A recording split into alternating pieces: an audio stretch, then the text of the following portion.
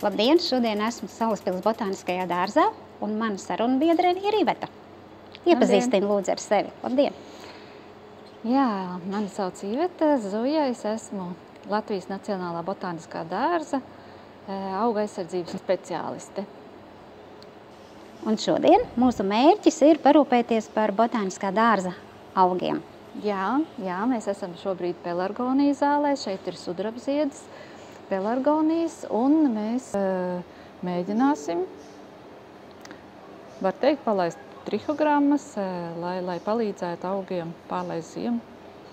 Lai apkarotu tos kaitēkļus, kuri varbūt klusiņām ir atlavījušies pie pelargoniju kolekcijas, jo tomēr kolekcija ir liela un svarīga, un to ir būtiski saglabāt.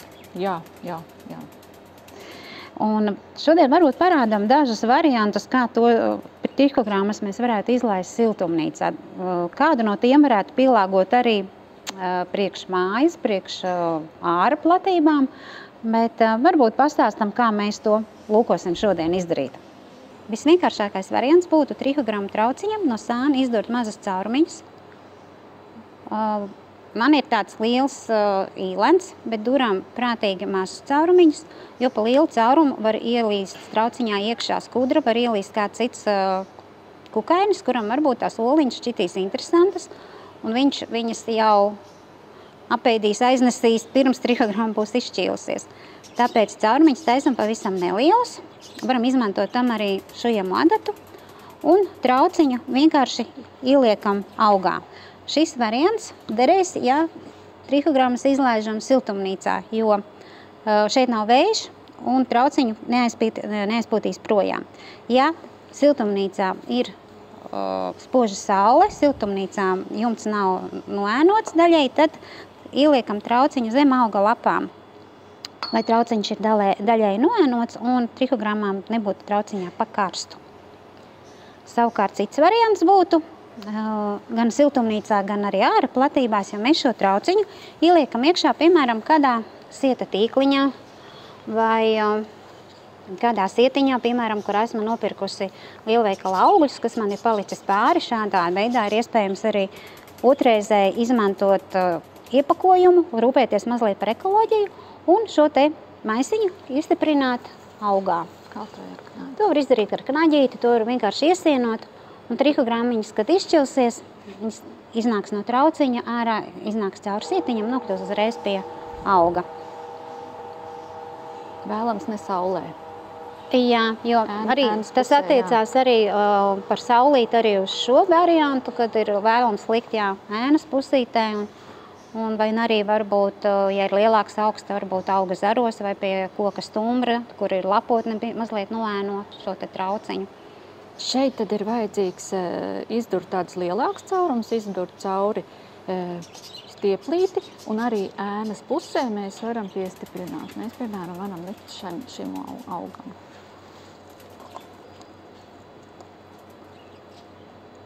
Protams, arī tur ir izdurti caurumi, lai trihogramma var iznākt ārā. Jā, caurumiņus mēs gar maliņu izduram, pa kuriem nāk laukā, un pēc tam izduram caurumiņus, ar kuriem izvaram to stieplīti, šņurīti, kas mums saimniecībā ir. Lūkojamais, lai caurumiņš, kurš paredzēts stieplītes izvilkšanai, nav ļoti liels, atkal, lai par šo caurumiņu iekšā netiek tā pati skudra vai kā cits kaitnieks, kas mums tās oliņas varētu aiznest projām vai apēst.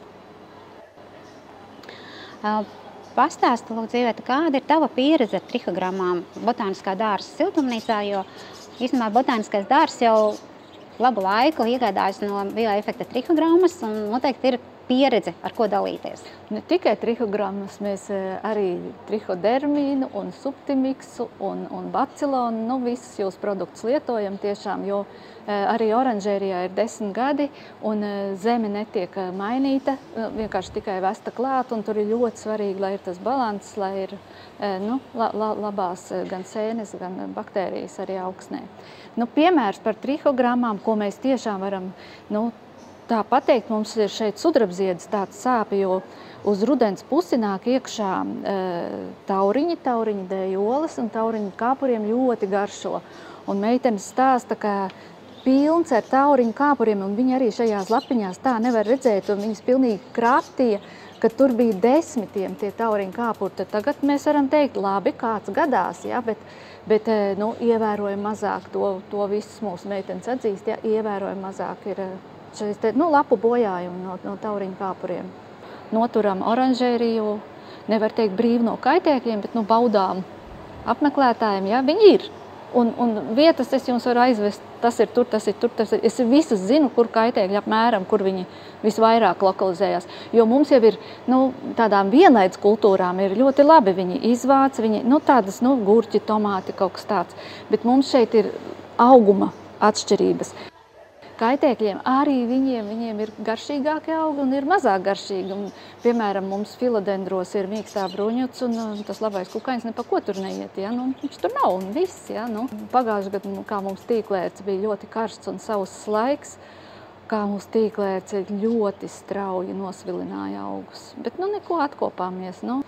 Tas ir tāds, man liekas, tiešām labs piemērs un iedrošinājums cilvēkiem, kad ar to labajiem kukaiņiem arī panāk labu rezultātu. Jā. Un kad nevienmēr nav jāskrien uzreiz ar kaut kādu indi virsū. Ar ko lai miglo. Un arī, man liekas, tā, ja ir kaut kur pārtika, tad būs arī ēdājs. Un ja, piemēram, runājam par laputīm, ja bišķiņi varam paciesties, mazliet uzreiz tā kā neskriet virsū ar kādu indi, tāpēc kādu mirklīši parādīsies mārītis un citi kukaiņi, kas savukārt laputis ir viņu pārtika. Ja? Jā, mūsu darbs ir pievilināt labos kukainīšus, ja? Viņiem radīt apstākļus, lai viņiem patiktu un nu, kaitēkļus, jā, nu, jācīnās ir noteikti.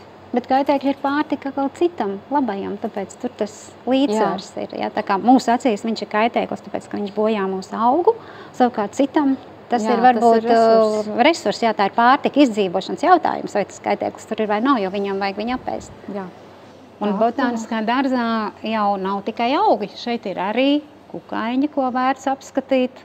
Kas ir kādi? Gliemeži, putniņi, tas bruņurupuči mums ir, tā kā, nu jā, būs interesanti gan lielākiem, gan mazākiem. Brauciet. Un arī vides izglītības centrs, es teiktu, man pat kā pieaugušam cilvēkam šķita ļoti interesanti darboties ar lietām, kas ir paredzētas maziem bērniem, tāds izzinošas, atraktīvas darbības. Es ieteiktu nākt arī ģimenēm ar bērniem. Vides izglītības centrā noteikti būs interesanti visiem. Jā, es biju ar mazbērniem un es izbaudīju to, ka viņš visur var iet, viņš visu var aiztikt, viņš visur var grozīt. Un tev nav tāds, nu, stress, ja, ka viņš kaut ko salauzīs vai kaut kur nepareizi, ja, viņš visu var darīt un viņiem ļoti, ļoti patīk. Jā, tā kā laipni lūdzam. Paldies par šo stāstu un uz tikšanos Botāniskā dārzā!